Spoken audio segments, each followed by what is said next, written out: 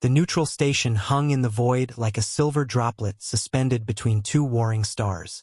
For 3 weeks, it had remained silent, a place where diplomacy could breathe, where two species, separated by millennia of evolutionary distance, might find common ground before their hatred became irrevocable. But the Verek did not come to this station looking for friendship.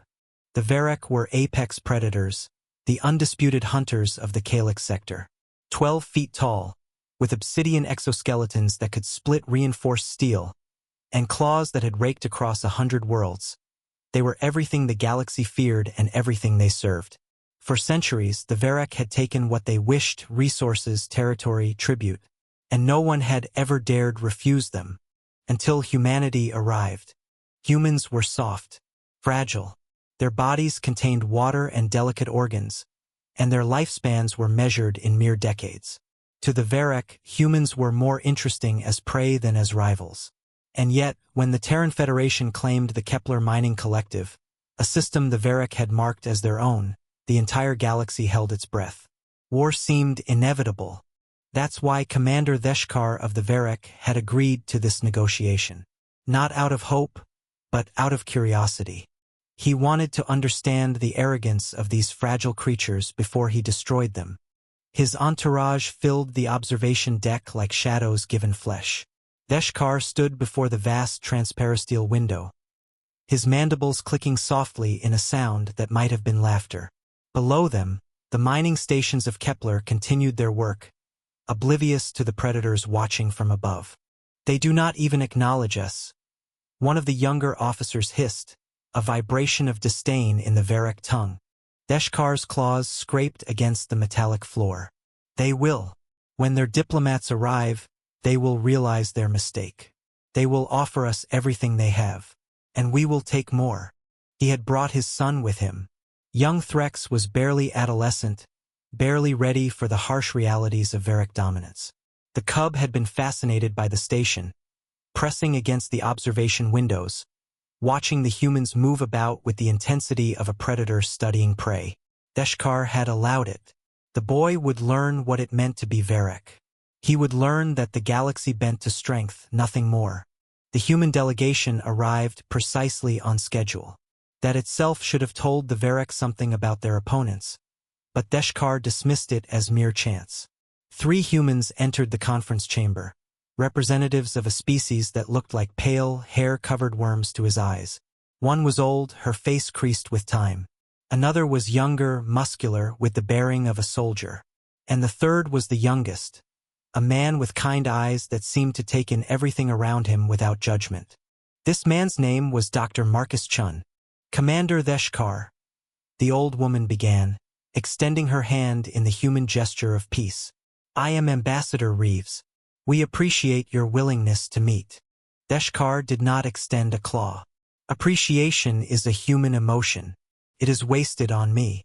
You have come to relinquish the Kepler Collective and ask for mercy you do not deserve." The conversation continued this way for hours. The humans offered concessions, trade agreements, limited mining rights, cultural exchanges. Thesh'kar rejected each one, not because the offers were insufficient, but because he enjoyed the watching of their faces as hope diminished in their eyes. This was the proper order of the galaxy. The strong took, the weak surrendered, and the universe continued its ancient dance. But then young Threx grew restless. The cub had followed his father to the observation lounge adjacent to the conference room, where humans and Verek could be monitored through a transparent barrier.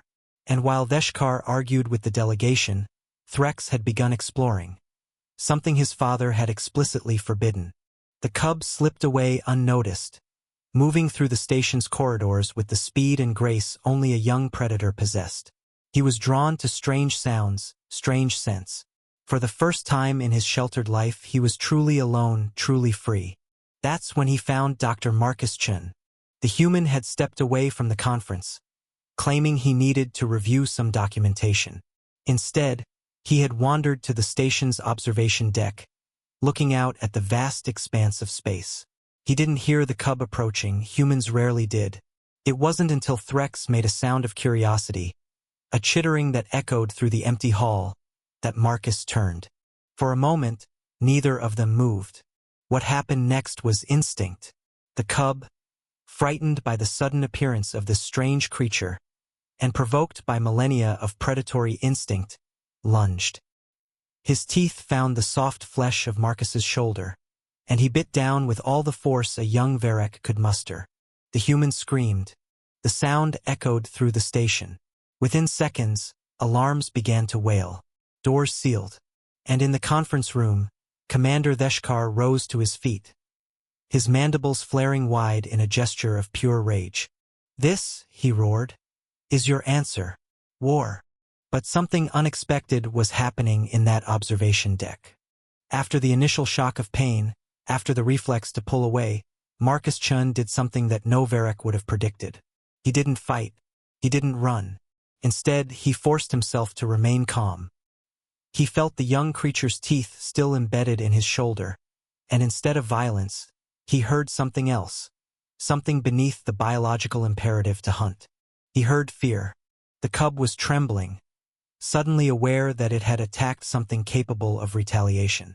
Threx realized in that moment that he was now the prey. Back home, his father would punish him severely for such a transgression. And this creature, he didn't know what it would do. Marcus spoke. His voice was soft, almost a whisper. "It's okay. It's okay, little one. I'm not going to hurt you." The pain in his shoulder was immense. Blood dripped down his arm, staining the pristine white fabric of his uniform. But Marcus didn't move. Slowly, carefully, he raised his uninjured hand and brought it to the cub's head. Threx's mandibles trembled. His claws extended, ready to strike. And Marcus touched him, gently, the way a father might touch a frightened child. "You're scared," Marcus whispered. "You're far from home, far from anyone you know. And you did something you didn't mean to do. I understand. I'm not angry. I'm not going to hurt you." The cub, confused and terrified, felt something in the human's touch that he had never known before. Not dominance, not hunger, something else, something warm. Slowly, Threx released his bite and pulled away. He made a small, frightened sound, barely more than a whimper. Marcus didn't hesitate. He knelt down, ignoring the pain, and wrapped his arms around the young Verek. He held the creature the way he might have held his own child, whispering words of reassurance, of safety, of something that the cub had never experienced from his own people. The security teams burst through the doors to find not a scene of battle, but something that would change the course of galactic history. Dr. Marcus Chen, bleeding from his shoulder, held the young Verek cub against his chest. The human was rocking gently, one hand stroking the creature's head, while Threx made soft, almost contented sounds. Not the sounds of a predator, but the sounds of a child being comforted. Commander Thesh'kar stood in the doorway, his massive frame frozen in absolute shock. What he saw before him defied everything he had ever believed. A creature he had categorized as weak, as prey, as fundamentally inferior was showing his own son something that the Verek had no word for in their language. Not pity, not mercy in the way Verek understood it. Love. Pure, unconditional love. Marcus looked up at the commander, his eyes meeting those of the apex predator. There was no fear in the human's expression. There was no triumph either. Only compassion. "He's just a child," Marcus said quietly. And he was frightened, just like any of us would be in a strange place, far from home. Thesh'kar stared at his son, who was now entirely at ease in the arms of this creature. The cub had stopped trembling. For the first time in his young life, Threx felt truly safe, truly understood. And the commander understood something in that moment that shattered every conviction he had ever held. Strength wasn't only measured in teeth and claws. It wasn't only measured in dominance and conquest. True strength, the kind that could reach into the heart of a predator and still that hunger with gentleness. True strength was something far greater than the Verek had ever known. The peace accord was signed 3 days later. But it wasn't signed out of fear or pragmatism. It was signed because Thesh'kar had held his son and felt something shift in his chest when the cub looked up at him and, for the first time in the Verek's violent history, asked why their people couldn't be like humans. Why couldn't they choose compassion? As the human delegation departed, Dr. Marcus Chen stood with a bandaged shoulder and a small scar that would remain for the rest of his life. Commander Thesh'kar approached him, and for a moment, the galaxy held its breath. The Verek extended his claw, not in the gesture of dominance, but in the gesture of honor that humans had taught him meant something different. "You have taught us more than we ever taught ourselves," Thesh'kar said, his voice still harsh, still bearing the weight of millennia of predatory instinct, but softer now, changed. "My people will remember this. We will remember what it means to be kind when we could be cruel, to love when we could destroy." And for the first time, the galaxy understood something it had spent its entire existence getting wrong. The Verek were not the most powerful species in the stars. It was not their teeth that made them formidable. It was not their claws or their strength or their hunger. It was their capacity to change, to learn, to become something greater than what nature had made them. And all of that had been taught to them by one soft-skinned, fragile creature who had proven that the greatest strength in the universe was the strength to show mercy to your enemy's child. And for the first time, the galaxy understood what it truly meant to be human.